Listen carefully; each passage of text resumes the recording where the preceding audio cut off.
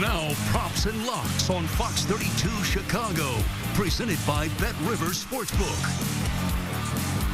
Good morning and welcome to Props and Locks. I'm Caitlin Sharkey. It's week 2 of the NFL season, and we are here to bring you the best bets and odds for the biggest games of the week. All odds courtesy of Bet Rivers Sportsbook. Joining me this morning and every Sunday morning, VSiN expert Danny Burke. And Danny, like always, we start with the Bears game. Bears at home laying 5.5 against the Giants. This number has stayed the same, over under at 42. It's expected the Bears defense will have the pass rushing attack of both Khalil Mack and Robert Quinn for this one. How do we feel about this matchup?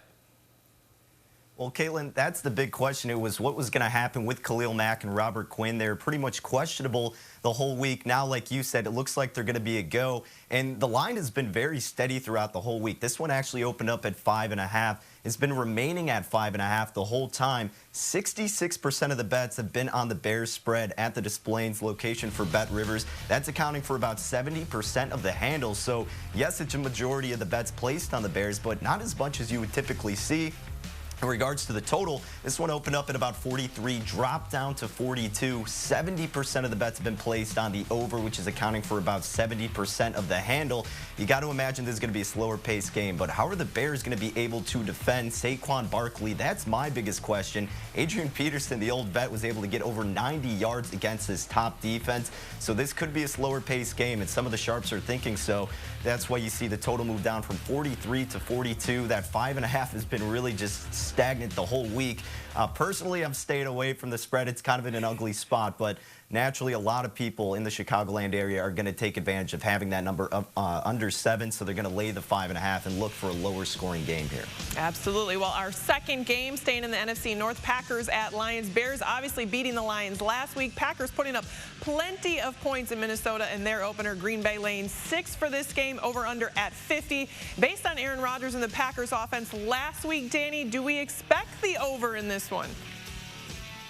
Well, that's what a lot of people are thinking. 75% of the bets are on the over. That's attributing to 89% of the handle at Bet Rivers in Chicago. And same goes for the spread with Aaron Rodgers. Fantastic performance against the Vikings last week. We're seeing 89% of the bets placed on Green Bay, and that's attributing to about 90% of the handle. So this one opened at about Green Bay laying 6.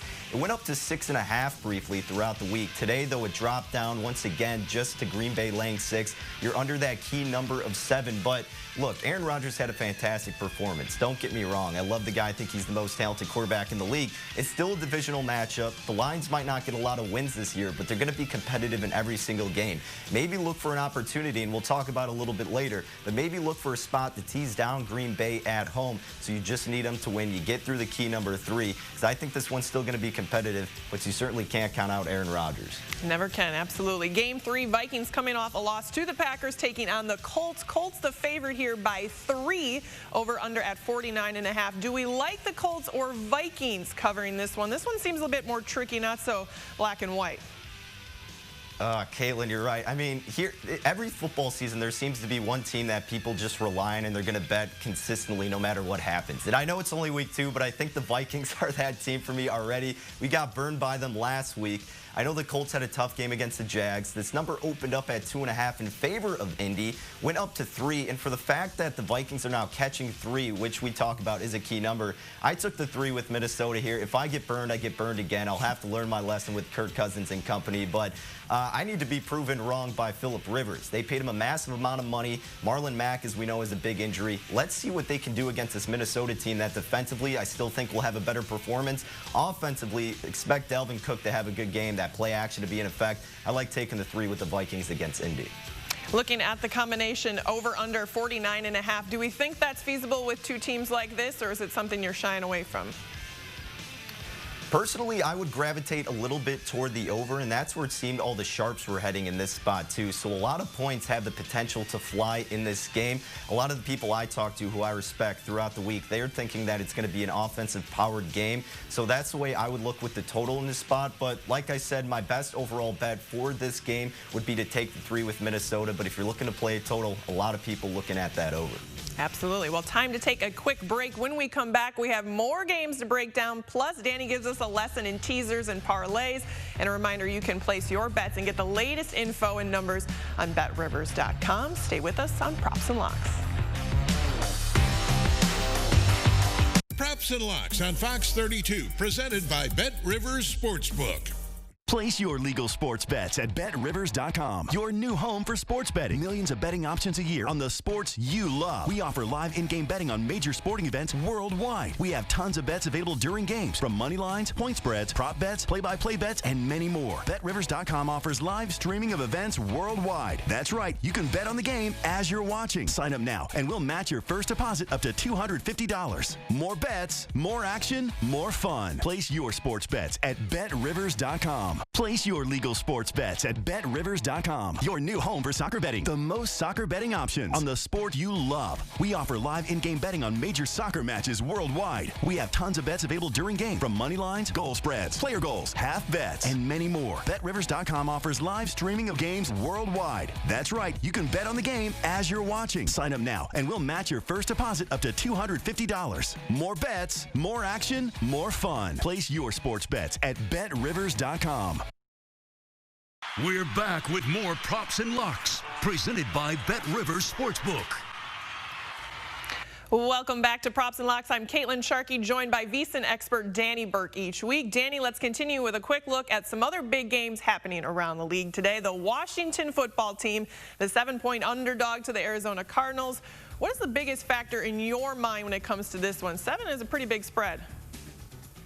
It is, and this one opened up at 6, Caitlin. We've seen it bump up to 7, which is no surprise because you talk about a big factor, and who is it? Kyler Murray. That's the easy answer. You saw what he did to that 49ers defense last week. You don't ever really want to bet against a guy who can scramble and make so much opportunities from what little creation he has available to him. So I'm backing Kyler Murray in this spot, as is a majority of the public. Like I said, this one opened up at 6. We currently see it at 7. The totals remained pretty steady throughout most of the week.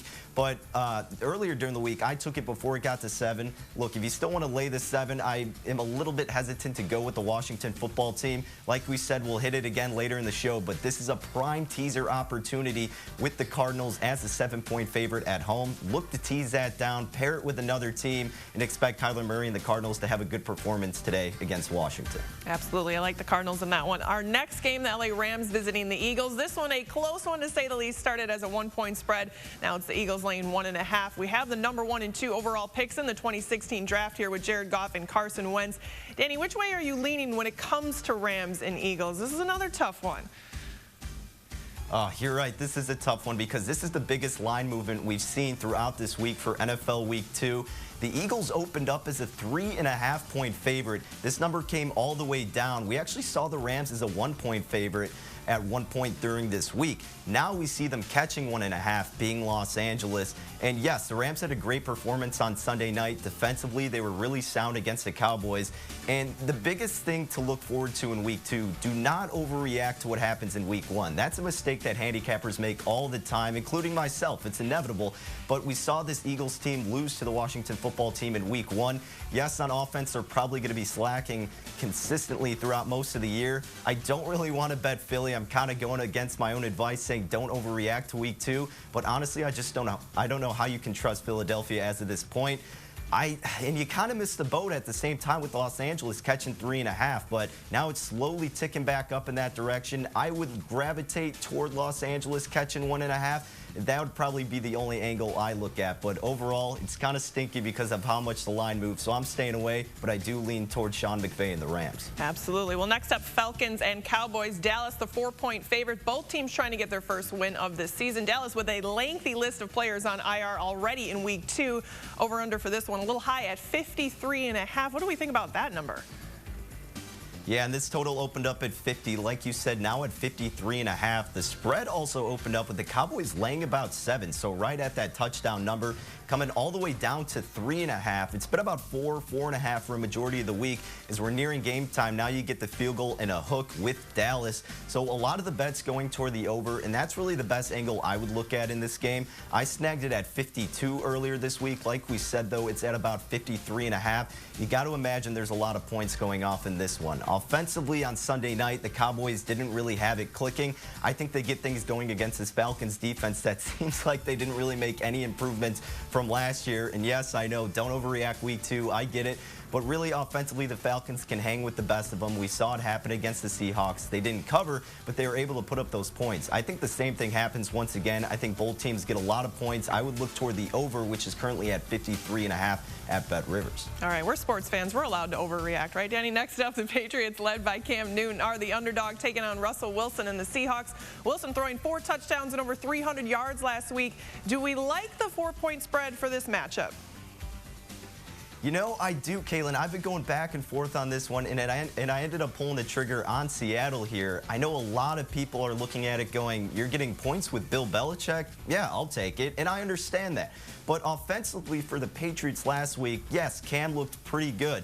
But against the Dolphins defense that, don't get me wrong, is going to improve, I just didn't think it was that great. So offensively for the Seahawks, I think Russell Wilson is on his way for his MVP campaign. We talked about it last week. Didn't get any votes whatsoever throughout his career for MVP. I think he's going to continue to cruise. I look to lay the 4 with the Seahawks here. And with the Patriots defensively in the offseason, they lost a lot of their key players. I know they did well last week, but I think Russell Wilson and company are going to torch up that defense for the Patriots. So I'm actually laying the 4 with Seattle here, thinking Russell Wilson's going to cruise. All right, and to wrap us up, Danny, you alluded to it all show long, talking about these teasers. Please talk us through this. Explain this a little more for some of us who are new to the whole teaser side of betting.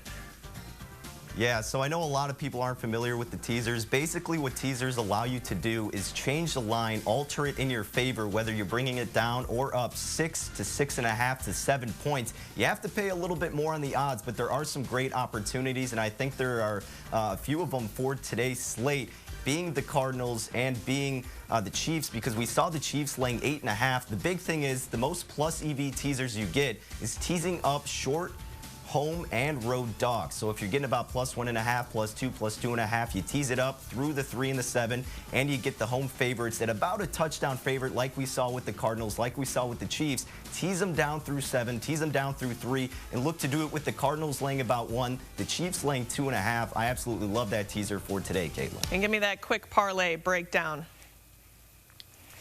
And then a parlay. Look, obviously you don't really recommend doing a parlay on a consistent basis, but it's fun. So you want some plus EV in this spot.